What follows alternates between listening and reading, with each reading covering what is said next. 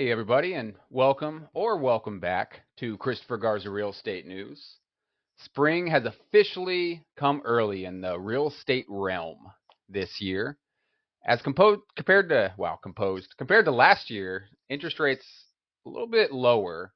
This year we're getting close to the sevens already, and the numbers are actually looking a little bit better as far as residential in the neighborhoods that I do kind of talk about. So before we get into the numbers and all that, if you wouldn't mind sharing this and smashing that like button. I've only gotten a couple likes, and it would really help out if you just tap that little button right down there. It would throw this video out. Again, there's no selling on this channel, and it's just good information for people that do live in the areas that I do talk about. So with our 7-day running numbers, which means past 7 days, this is what's been active on the market, taken off the market. In this case, a lot has been reduced as well. So new listings 81, 17 have been reduced, and then we have 99 homes that are pending at the moment.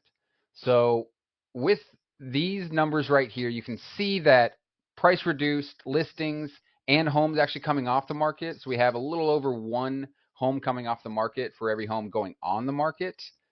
This shows that you really do have to properly price your home to sell in this market at the moment. So with interest rates being up in 6.98 at the moment, and again, like I was saying last year, you can see here right around February time, you have 6.44.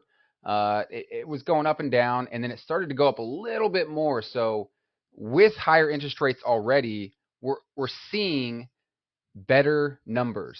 And what do I mean by that? Well, with new listings, when you look at last year, with those interest rates we were talking about, people weren't as comfortable with them at that time. So it takes a little bit for people to say, okay, well, whatever situation I'm in, I just need to move, or I just need to purchase a home, or something happens and this is what happens. So with last year at 97 homes, and this is for the new listings for residential only. We don't include condominiums in any of these stats that we're talking about with this. Compared to this year's December, we have already 24 more homes on the market.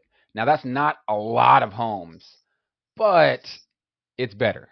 And it's better with higher interest rates still.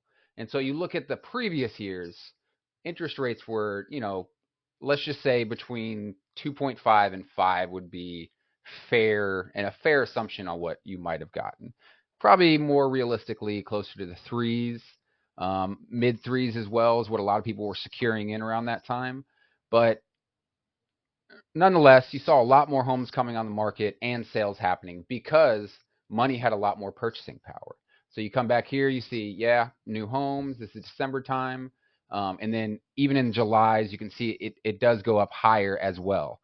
Even with last year, you see it's going to be the lower numbers that is going to show the slower spring as well, because people just did not want to either get out of their interest rates that they were locked into, which were super low, or they just decided, you know what, now is not the time with these interest rates. I really can't afford that payment or whatever it is.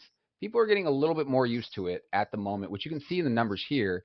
January at 259, which is already better than last year's January at 204. So we're steadily seeing a double of the amount of homes on last year. So let's see, 97. So the difference between 97 and 24, you got 27 there. And it's already almost doubled that. So 259, the difference between 259 and 204, well, it's 55. So again, almost doubled it. It's close to it. But the trend is looking like it's going to continue going with the pending sales. And so, obviously it doesn't matter if you put a home on the market if it doesn't sell, or if it doesn't go under pending, or if nothing happens with it. So with pending, 223 as opposed to last year's January at 187, we're seeing movement in the market, as you can see here. Even though it's not a lot of movement when you compare it to the previous decade, and the previous decade or so still was not a super busy market. It did not keep up with the demand that the Seattle, Burien, Des Moines, Normandy Park, all these areas, people are really, really in demand for homes in these areas. Now, average days on market, this shows the the effect that these interest rates are having with homes that are not properly priced. So 36 average days on market is actually up from the 33 in December, which you would think people would be a little bit more held back or reserved from moving in the holiday times around December than they would kind of in the January time. So whenever you see these numbers right here, it's going to be from the previous month before. So average days on market for the January is going to be 36, December 33, again with holidays. So this next month's average days, you're definitely going to see it going down with the rate that a lot of these homes are coming off the market.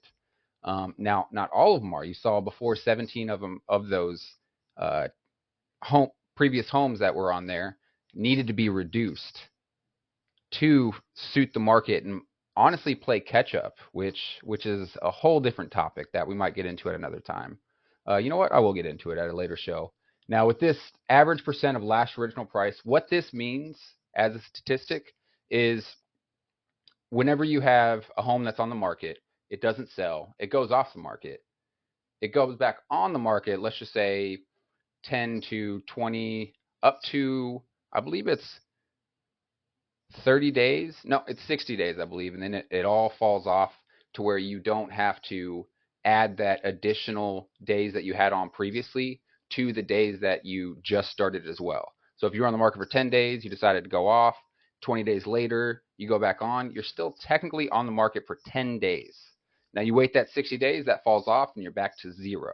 So with this last original price, that would include those you have 10 days, you went off the market, that new last original price that you have, that would be this percentage that they're basing it off of.